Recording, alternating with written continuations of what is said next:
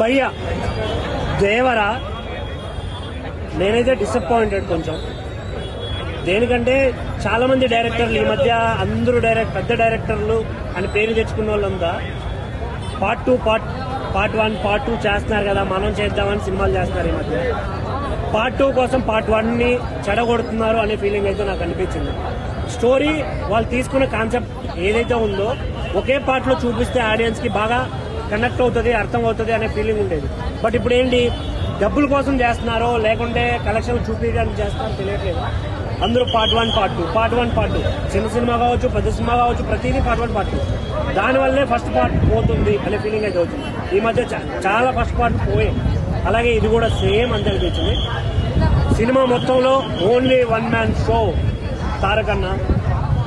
తారకన్నా we love you, నీ performance వేరే level. అసలు ఒక్కడే సినిమా మొత్తం మాస్ డైలాగ్ కావచ్చు, డాన్స్ కావచ్చు, ఫైట్ కావచ్చు, బ్యాక్గ్రౌండ్ లో ఎంతమంది యాక్టర్లు ఉన్నా ఓన్లీ 1 అండ్ ఓన్లీ తారకన్నా వేరే. అసలు ఆ డైలాగ్స్ కావచ్చు, డాన్స్ స్టెప్పులు చాలా మంది ఏంటంటే వింటేజ్ తారకన్న కనబడతాడు ట్రైలర్ లో అన్నారు, అలా ఏం అనిపించలేదు.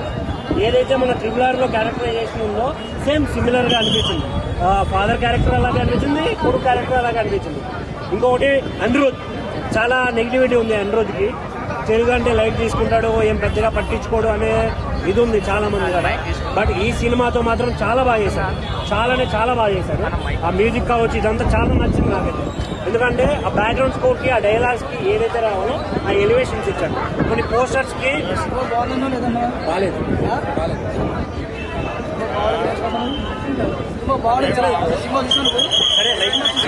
సినిమా చూసావా? ఎన్ని గంటలు చూసావా? అంటే నేను నిద్ర చూడదు. 1 గంట చూసి సినిమా అయితే చాలా బాగుంది. సినిమా బాగుంది, ఇలాంటి వాడికి తెలుస్తుంది. అందరి మాట్లాడుతుంది.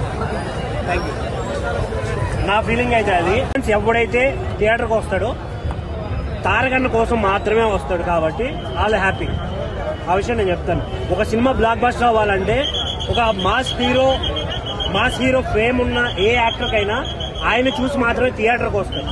సో ఆయన చూసి థియేటర్కి వచ్చినప్పుడు అది యావరేజే అవుతుంది. డైరెక్ట్ ఎఫెక్ట్స్ లేకుంటే ఆ స్టోరీ కంటెంట్ దీనివల్ల మాత్రమే సినిమా బ్లాక్ బస్టర్ అవుతుంది. ఇది నాకైతే అనిపించిన విషయం ఇది. ఇంకొకటి మెయిన్ గా డైరెక్టర్ విషయంలో నాకు చాలా ఇది అనిపిస్తుంది. ఒకప్పుడు శ్రీమంతుడు ఈ సినిమాలు చేసేప్పుడు ఆయన విజన్ ఎలా ఉండేది, ఎప్పుడైతే అందరూ పాన్ ఇండియా సినిమాలని పార్ట్ 1 పార్ట్ 2 అని తీసే టైంకి సినిమాల్లో స్టోరీ తగ్గిపోయి ల్యాగ్ ఎక్కువైపోతుంది సినిమాలు. జాన్వీ కపూర్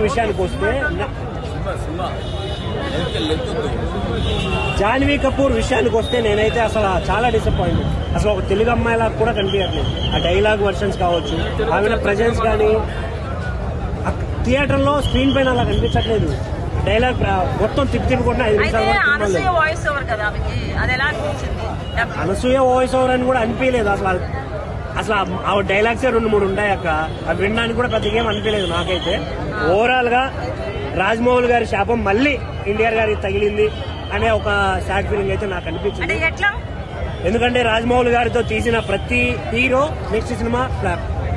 వరుసగా ఎన్ని హిట్లు అయితే కొట్టారో తర్వాత వచ్చిన అన్ని సినిమాలు ఫ్లాపే. మీరు కావాలంటే హిస్టరీ చెక్ చేసుకోండి. నాకు అది ఒక్కటి బాధేస్తుంది. ఎందుకంటే రాజమౌళి గారి విజన్, ఆయన చూపించే విధానం వేరే లెవెల్ ఉంటుంది. బట్ వీళ్ళు దాన్ని తగ్గించడం వల్ల వీళ్ళకున్న ఫ్రేమ్ తగ్గిపోతుందేమనే ఫీల్ వచ్చింది. Thank you. అయితే రాజమౌళి అన్న అంటున్నావు కదా, రాజమౌళి గారి శాపం అని, దాన్ని ఎట్లా చూడాలి అసలు అదే అర్థం కావట్లేదు అక్క. ఇప్పుడు మన మగధీర తర్వాత ఆరెంజ్ బిగ్గెస్ట్ అట్టర్ ఫ్లాప్ అది. అలా చెప్పుకుంటా పోతే చాలా సినిమాలు ఉన్నాయి అందులో. ఇప్పుడు అంటే ఇది not a flop, visual wise కావచ్చు, ఎన్టీఆర్ గారి యాక్టింగ్ వైజ్ కావచ్చు, సాంగ్స్ వైజ్ కావచ్చు, చాలా బాగుంది. వాళ్ళు ఏదైతే వాటర్ లో సముద్రంలో ఏదైతే ఎర్ర సముద్రంలో ఏదైతే చేశారో ఆ సీక్వెన్సెస్ అన్ని ఎర్రగా తీశారు. వేరే లెవెల్. నేనైతే చాలా ఎంజాయ్ చేశాను. బట్ కాకపోతే చాలా లాగారు. 3 అవర్స్ సినిమా ఉండే అంత ఏముంది సినిమాలో అనే ఫీలింగ్ అయితే వచ్చింది. ఒకప్పుడు తారకన్న సినిమా అంటే ప్రతి ఒక్క ఫ్యాను విజిల్స్ గోల ముందు పోయేది. బట్ ఈ సినిమాలో ఎంట్రీకి ఎప్పుడైతే ఎన్టీఆర్ గారు సాంగ్స్ ఎప్పుడైతే వస్తాయో అవి. ఇంకొకటి మెయిన్ గా దావూదీ సాంగ్ సినిమాలో లేదు భయ్యా. నేనైతే చాలా డిసప్పాయింటెడ్, చాలా అంటే చాలా. లాస్ట్ లో ఒక చిన్న ట్విస్ట్ ఇస్తారు, సెకండ్ పార్ట్ కి లీడ్ అని ఆయన అనుకుంటున్నారు. బట్ అది నాకేమో స్పాయిలర్ లా అనిపించింది సినిమా మొత్తానికి. Thank you. అయితే ఒక్క నిమిషం నెక్స్ట్ మహేష్ బాబు ఉన్నాడు మన రాజమౌళి చేతిలో, ఏంటి పరిస్థితి?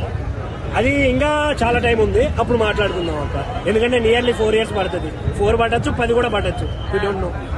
సో మహేష్ బాబుకి నెక్స్ట్ ఫ్లాపా రాజమౌళి సినిమా తర్వాత? మరి అది కంటిన్యూ అయితే అవ్వచ్చు, అది చెప్పలే, మన చేతిలో ఉండదు కదా, బేస్డ్ ఆన్ డైరెక్టర్స్.